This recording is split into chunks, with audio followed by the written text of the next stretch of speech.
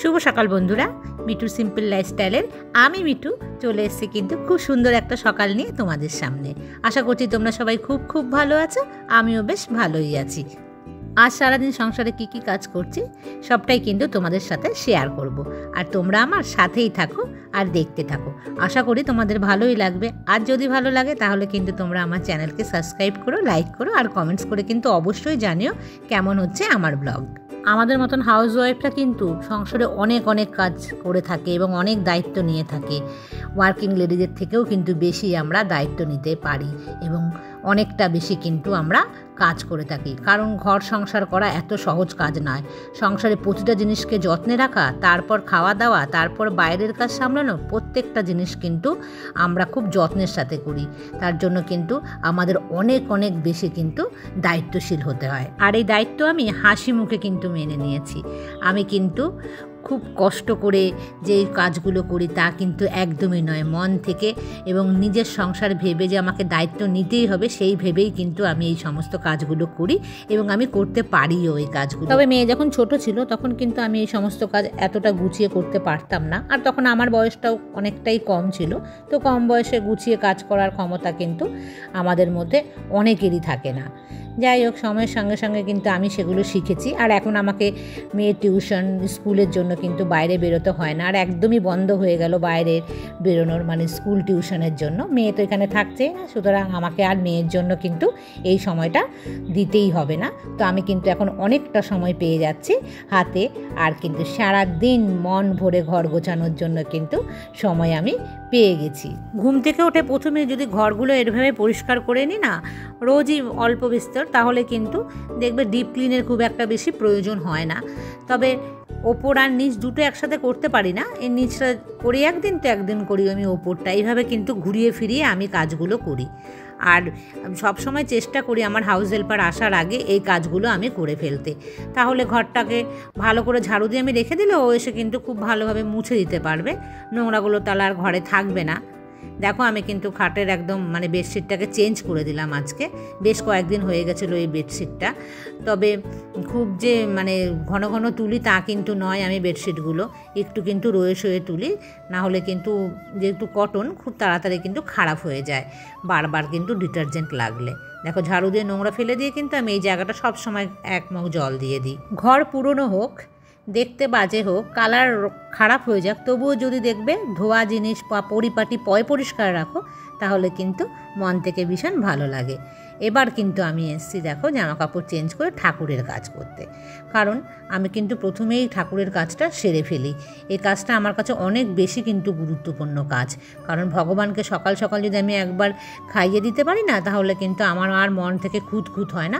মনে হয় এর পরের খাবারটা যদি আমি লেটেও দিই তাতেও কোনো অসুবিধা হবে না।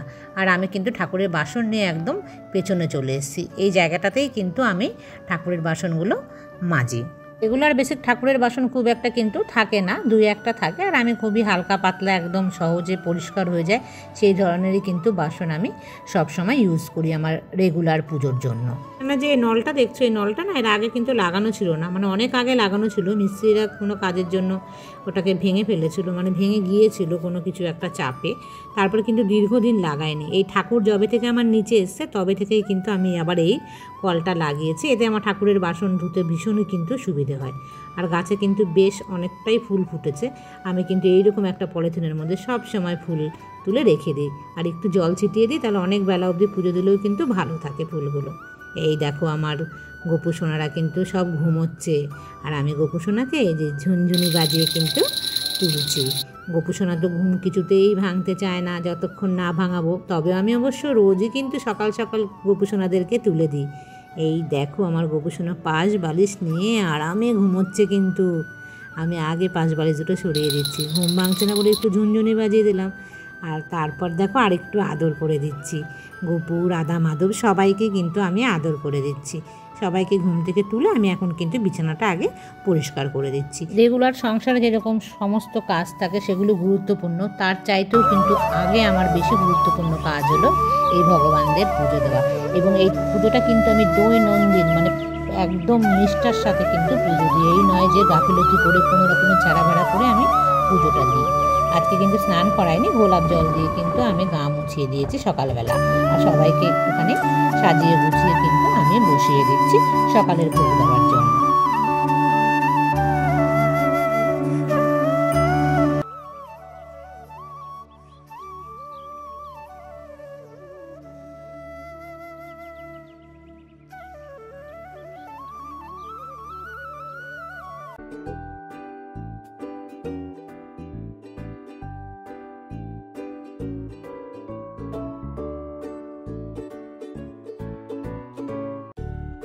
পুজো কিন্তু সম্পন্ন হয়ে গেল।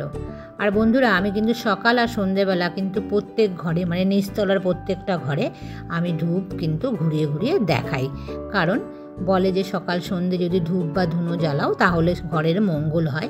আর আমি যেহেতু ধুনো জ্বালাই না, সেহেতু কিন্তু আমি ধূপ জ্বালিয়ে প্রত্যেক ঘরে দেখিয়ে কিন্তু ঘরের মঙ্গল কামনা করি। আর এখন দেখো সকাল 7টা 17 বাজে, আমি কিন্তু পুজো টুজো দিয়ে একটু জল খেয়ে 2-4 মিনিট বসলাম। তারপর কিন্তু আমি দেখো চেয়ার টেবিলগুলোকে গুছিয়ে রেখে এখন আমি ওপরে চলে আসলাম। আর কি করলাম, আসার সময় যে জামা কাপড়গুলো হয়েছিল সেই জামা কাপড়গুলো নিয়ে এসে আজ আমি ওয়াশিং মেশিনে দিয়ে দেবো। আজ কিন্তু আমি আর হাতে জামা কাপড় কাচবো না। আজ অনেকগুলো জামা কাপড় কিন্তু হয়েছে, তো অতগুলো জামা কাপড় না কেচে আমি সংসারের কাজকর্ম করতে গেলে একটু হাঁপিয়ে যাব। তো সেই জন্য কিন্তু আজকে আমি ওয়াশিং মেশিনে দিয়ে দিচ্ছি। কারণ প্রত্যেক দিন দেখবে একই রকম এনার্জি কিন্তু শরীরে থাকে না। তো আজকে একটুখানি এনার্জি আমার ডাউন আছে, তো সেই জন্য আমি ওগুলো দিয়ে দিলাম। আর এই ঘরটাকে একটুখানি ঝেড়ে নিয়ে জাস্ট মানে ওপর ঝাড়া যাকে বলে সেটাই আমি করছি। আর এই টেবিলটার অবস্থা দেখেছো, যা কিছু হয় না সব এই টেবিলটার উপরে কিন্তু এসে মানে জমা হয়ে যায়। তো আমি ওইটাকে একটুখানি হালকাভাবে মুছে মানে জাস্ট একটুখানি আমি সাজিয়ে গুছিয়ে রাখছি, যেন দেখতে চোখে খারাপ না লাগে। সকাল থেকে কিন্তু আমি পরপর কাজগুলো করে যাচ্ছি, কারণ এরপরে রান্না বান্নায় যাব, অনেকটা তো সময় লাগবে। এই গুছিয়ে গাছিয়ে নিয়ে তারপর আমি 1 কাপ চা নিয়ে কিন্তু বসে পড়লাম। আর চা খাওয়ার বেশ অনেকক্ষণ পর কিন্তু আমি ব্রেকফাস্ট নিয়ে এসেছি। রুটি বানিয়েছি, আম, আর তার সাথে আজকে ঘুগনি বানিয়েছি। এখানে আছে দই। তো এই ছিল ব্রেকফাস্ট করার পরপরই কিন্তু আমি একদম দেখো একটা কুর্তি পরে রেডি হয়ে যাচ্ছি। আমাকে যেতে হবে বাইরে। একার হাতে অনেক কিছুই করতে হয়, আর মনে থাকে না, হঠাৎ অনেক কিছুই কিন্তু শেষ হয়ে যায়। বা মনে থাকলেও না হঠাৎ করে বেরিয়ে যেতে পারি না, কাজকর্ম থাকে, তখন মনে করি একসাথে গুছিয়ে নিয়ে তারপরে যাব আনতে। আর এখানে যে আমাদের মায়ের বাড়ি মানে মন্দির আছে, সেই মন্দিরে কিন্তু এখানে কীর্তন হচ্ছে। দেখো একদম কিন্তু কি বলবো, সকালবেলার দিকেই এই কীর্তনটা হচ্ছে। আমি ছোটোবেলা আমার বাপের বাড়িতে দেখেছি এই ধরনের কীর্তন কিন্তু রাতের বেলা হয়। কিন্তু যাই হোক, বেশ ভালোই লাগছিলো দেখতে, আর ভাবলাম তোমাদের সাথে একটুখানি আমি শেয়ার করি। এখানে দেখো রাধাকৃষ্ণের মূর্তি, কি সুন্দর পুজো হচ্ছে, ভীষণ ভালো লাগছিলো দেখে। যাই হোক, আমি কিন্তু অবশেষে ফিরে আসলাম একদম হাসি খুশিভাবে। কিন্তু এই যে এই সমস্ত জিনিস আমি নিয়ে এসেছি। ডিটারজেন্টও কিন্তু আমার শেষ হয়ে গেছিলো, মনে ছিল না আনতে। আর তার সাথে দেখো একটা হলুদ আর একটা জিরের গুঁড়ো এনেছি। আর এখানে আছে আলু আর পেঁয়াজ, আর 2 প্যাকেট কিন্তু বিস্কিট নিয়ে এসেছি। আর এই ব্যাগটা দেখতে পাচ্ছ না, এই ব্যাগটা কিন্তু নতুন কিনলাম। আমি যে মাছ আনি অনেক তার জন্য ব্যাগটা না ছোটো, তো একটু বড় পেলাম, তো আমি সেটা নিয়ে নিলাম। আর দেরি না করে একদম কিন্তু আমি রান্নায় চলে গেছি। মাছের তেল দিয়ে বেগুন দিয়ে কিন্তু এটা রান্না হচ্ছে, মানে মোটামুটি হয়েই গেছে এই রান্নাটা। তারপর কিন্তু আমি চলে যাচ্ছি নেক্সট রান্নাতে। আমি আর তোমাদের সাথে কিচ্ছু শেয়ার করছি না, কারণ অনেক দেরি হয়ে গেছে এবং ব্লগটা অলরেডি অনেকটা বড় হয়ে গেছে। হলুদ মাখিয়ে কিন্তু বাটা মাছকে আমি ভেজে নিচ্ছি, আর বানাবো আজকে আমি বাটা মাছের ঝাল। তো বন্ধুরা, আজকের মতন কিন্তু আমি এই পর্যন্তই রাখছি ব্লগটাকে। আবার দেখা হবে নেক্সট ব্লগে। ততক্ষণ তোমরা সবাই ভালো থেকো, সুস্থ থেকো আর সাবধানে থেকো। টাটা।